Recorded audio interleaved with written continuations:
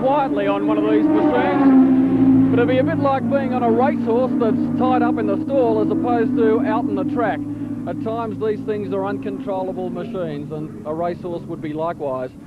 If Steve Trinder's machine, for example, were to take off right at this moment, I'd still be here picking up the pieces off the ground. Welcome to Oran Park in Sydney. We're about to see some action today in the Western Underwriters Superbikes. They're out on the track warming up. There's going to be quite a battle out there and quite a surge of power. Let's go up now to the commentary position to John Smales and Will Hagan. And the field on the grid, warming up for the first heat of the Western Underwriters Insurance Superbike Series, round 7, leg 1 at Oran Park. Over 12 laps of the Grand Prix circuit. It'll be a clutch start. And on pole position will be the man who's dominated the series so far this year, Malcolm Campbell on the Honda 1000. Campbell has so far taken 8 wins, 3 seconds, and only failed to finish once in the 6 rounds so far held. Alongside him on the front row is the man who's won the series 4 times on the trot in the last 4 years, Rob Phillips on the Suzuki Superbike. Next to him is Glenn Middlemas on the other Honda, so Phyllis sandwiched between 2 Hondas. Then comes Len Willing, the former Australian Grand Prix champion on the Kawasaki. Alongside him, the young starter, Steve Watts from Victoria on the Suzuki, then Michael Dawson on the Yamaha. Next comes Ben Middlemas is scratched, and Chris Oldfield moves into that position on bike 20. Now alongside him on the front row is Neil Shivers on the Suzuki. Then back to row 2, Robert Holden on the Suzuki, Simon Jones on the Kawasaki, and Alan Blanco on the Kawasaki. But in all, there are 4 rows of bikes, 30 of them lined up on the grid. The most powerful ones pumping out about 130 horsepower, revving to nearly 12,000 revs. Some of the latest technology and most powerful machines in motorcycle racing, ready to go. And a few started to fudge, but from Malcolm Campbell, from pole position, leaps to the lead. Len Willings going with him, going beautifully, and a good start too on 69 to Steve Watts, the 23-year-old from Victoria. And you can see an enormously crowded field. 57 on the outside there. But Campbell, the series leader, no, it's Willing, is in second place, yes, behind Willing. So Willing really has got cracking well. The GPZ 900 Kawasaki. Back in third position is Glenn Middlemas on the second of the Hondas. His brother Ben, badly injured in a race crash at Oran Park last meeting, which is why he's retired today. He's expected back into motorcycle racing later this year. Off the bridge for the first of 12 circuits of the 2.62 kilometre Grand Prix circuit. That's Glenn Middlemas in third position in the blue leathers.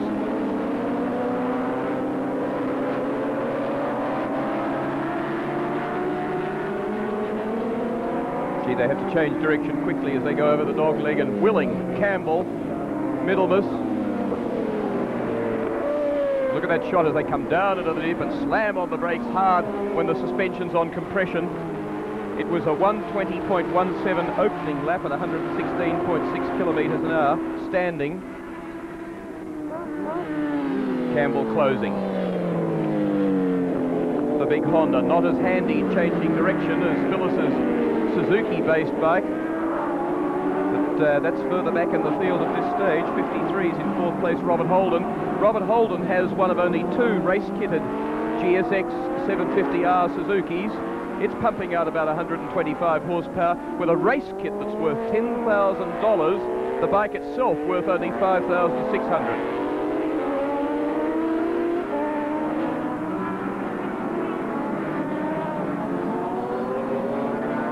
Willing with Campbell eyeing him up. And Middlemas leading 5. 4 others.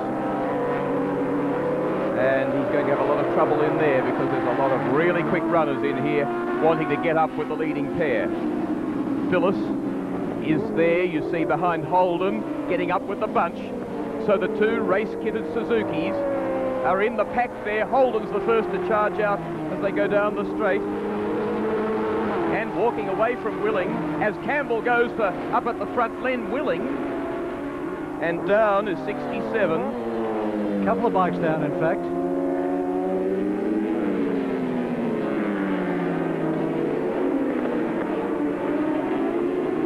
the leader. Malcolm Campbell going after his 9th win in the Western Underwriters Superbike Series. Behind him, Len Willing, currently 4th in the title. Hasn't had a win in the series so far. Would quite like to do so, of course. Willing's had 4 thirds, 5 fourths, and 2 fifths. So he, along with Glenn Middlemas and Malcolm Campbell, have all had 11-point scoring results.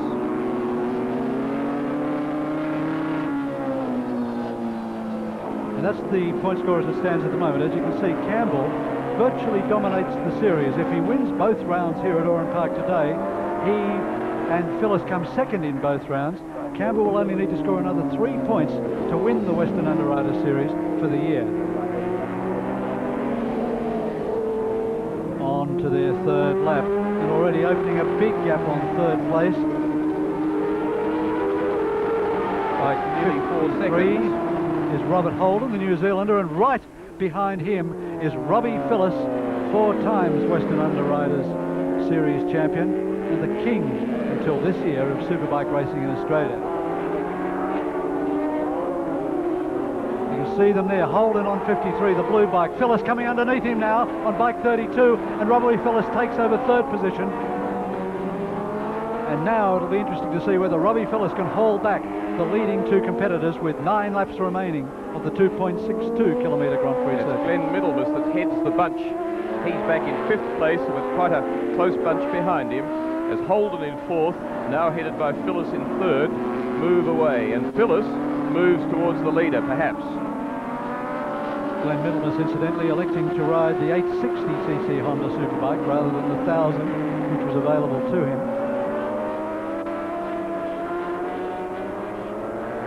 The Oran Park circuit has been rebuilt virtually this year.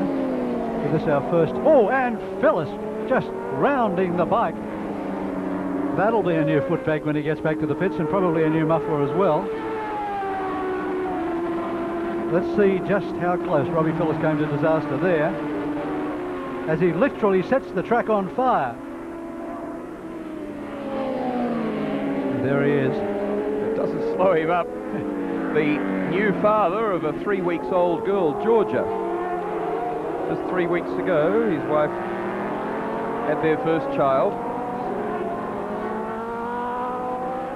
And at the last thing that Robbie Phillis can afford at the moment is to have Georgia on his mind, as he chases 1st and 2nd place in the Western Underwriter Series.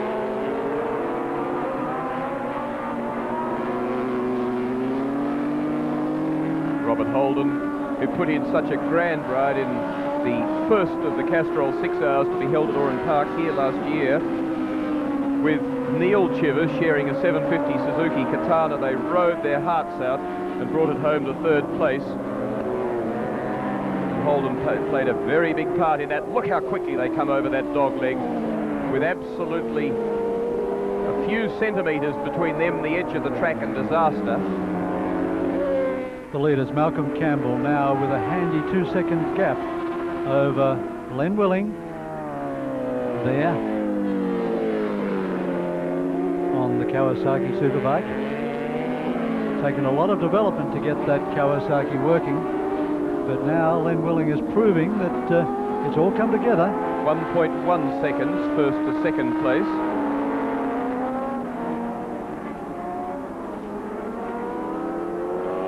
And a bit of paved corner, and then over the bridge. Campbell really having to be smooth and cautious with the bike. It probably doesn't handle as well as the 750cc based Suzukis, which are a later model bike than the one on which Campbell's bike is based. That's about in design terms, a 3 or 4 year old model, whereas the Suzukis on which Robert Holden and Robbie Phillis's bikes are based are really just current bikes, only just onto the market a few months ago.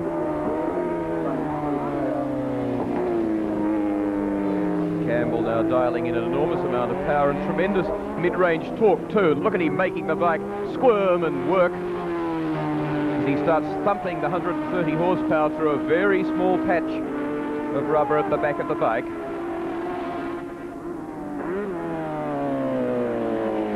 Supremely fit, man who the year before, last in '83, had a great year. Last year had an absolute disaster. Fell in Malaysia back in May. Was tossed off here in practices last year, Malcolm Campbell. Hit a slow bike that pulled across his bows and couldn't compete in this round last year.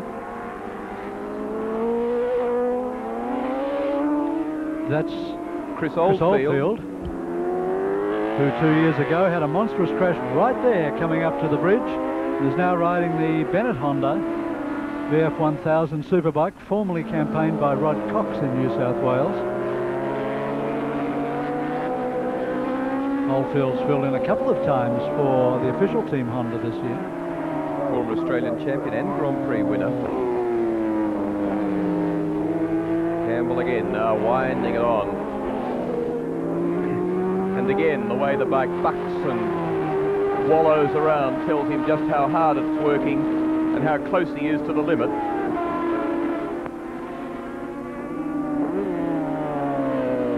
Willings' bike looking prettier through there. You can see where how Willings hanging on to Campbell, working it harder through the tight stuff, but with not quite enough front out of corners and down the straight.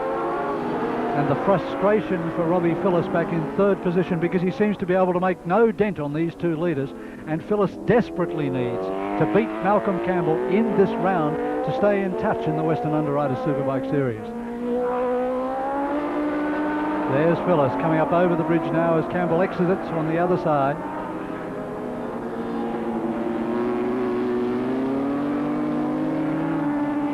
Heeling into the S's now.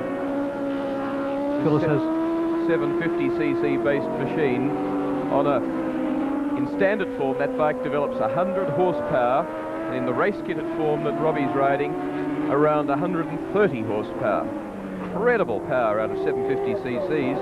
Is oil cooled. It uses its own lubricating oil to circulate through the radiator and cool the engine, and therefore it's very small in the galleries and carries less fluid, and is only 176 kg in standard road form, about 30 kg lighter than the comparable FZ 750 Yamaha. Robbie Phillips has never worked as hard as he's worked this year, and for less effect. He over-revved and damaged the engine while leading his first race. There's Holden now coming up to again challenge Phillips, and then he tossed the machine away at the last Oran Park meeting, which was the third round of the Western Underwriters Superbike Series. Had the sprocket bolt shear at Winton because so much power is being put through the machine. And for Rob Phillips, it's been a very disappointing season.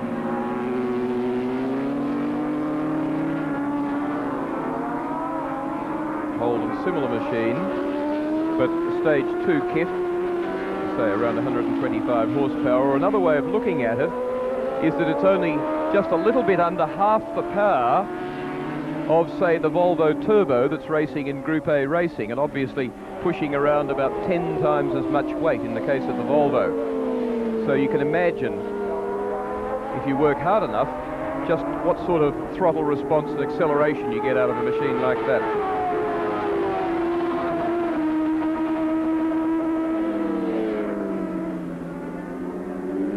Still Oldfield is 5th, 6th then is in number 4, Glenn Middlemas, in company with a couple of other bikes. That's Craig Trinder stopped just under the bridge. As Phyllis, now with Holden closer, comes by, still 3rd and 4th place.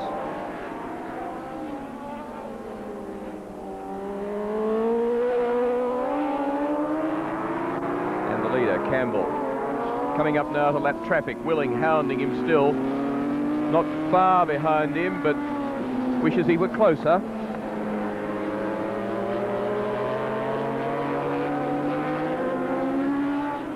About 0.8 of a second. And the gap back to Robbie Phillips is 8.17 seconds.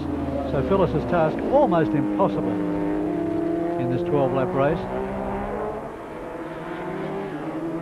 Lapping Keith Greentree on 52. Who was looking all the wrong way and probably got the shock of his life when Malcolm came underneath him.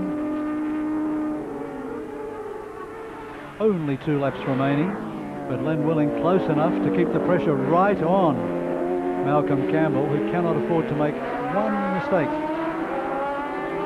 Jeff French going out of frame in the foreground, 17, the son of John French, car racing driver. 74 is Steve Harley, Kawasaki 1000, who wisely gets out of the way. Willing closing up slightly under traffic. 1.5 laps remaining. And Len Willing, a notorious late breaker. Willing has 97 points in the series to Campbell's 156. Campbell will go to 171 with this win. Willing to 109.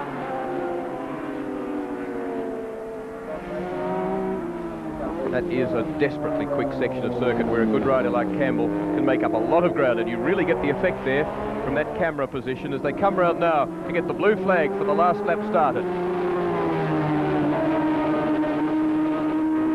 Campbell and Willing trying to find a little bit of magic, a little bit of speed to sweep through that corner so fast, and he does. To be desperate under brakes, to find speed everywhere he can as he goes for broke. Len Willing on 49. Look at him. Can he catch Malcolm Campbell napping? Has he got something up his sleeve? He hasn't, I can assure you. He's just working harder. Classic line here. Big wide entry. Flies into the corner. And I think BP would be too late. He'd be looking for it in a run off the bridge to the S's, but I doubt that he'll find Campbell slow enough there to let him in. But at this stage he can't even plan. He's just got to go for it everywhere as fast as he can. Campbell switched on again now, dialing in harder, pulling just a couple of tenths. But Willing, and that's Ian Perot. Ian Perot down, yes. Ian Perot. No, it's not. Like 9, John Wood, not Perot. Campbell being rounded up on the outside by Willing. Willing going for the outside run on him, side by side. Campbell pulls the wheelie. They're side by side. Can you pick it? It's Campbell. Campbell from Len Willing. Half a bike length in it. Fantastic stuff. Robert Holden takes 3rd position, and Robbie Phillips goes through in 4th. Robert Holden 8.8 seconds in arrears, and Campbell there delighted actually with that challenge, and great bit of riding from Len Willing. Probably wondering how on earth he kept the tyres hanging onto the track, but a most meritorious effort there by Willing. There's 3rd place too on 53, Robert Holden, and also in the picture Jeff French again. And here we see Len Willing starting to come up and throw his challenge on Malcolm Campbell through Bitchapave Corner, up over the bridge.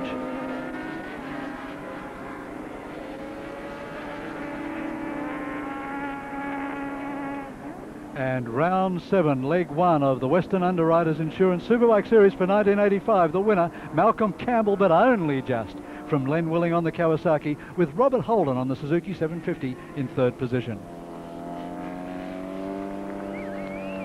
And the delighted Malcolm Campbell going past a good crowd here at Oran Park on a lovely day, a typically fine, sunny but cool Sydney winter day, and plenty of people appreciating the tough Tasmanian who's known all the highs and lows of motorcycle racing without any question, but who at the moment looks like stitching up the first Superbike series for Honda since Andrew Johnson won the Victorian series, which started the whole business before it went into state back in 1980. Ever since then, Honda has tried to win it, but it's been won by Robbie Phillips on a dealer-entered Suzuki, to the great frustration of Honda. But let's hear now from the race winner with Peter Wilkins. Well, congratulations. With a couple of laps to go, it looked comfortable. They're not quite near the end there. Were you looking more behind or in front of you? I was keeping a good eye on Lenny. Probably one of the best performances he's put in on that bike, actually. And he definitely kept me honest. It was a great race. Coming up to the final corner there, did you expect him to pull such a trick there? I thought he'd be round me there somewhere, but I knew I did have a little bit of run to the line, so I wasn't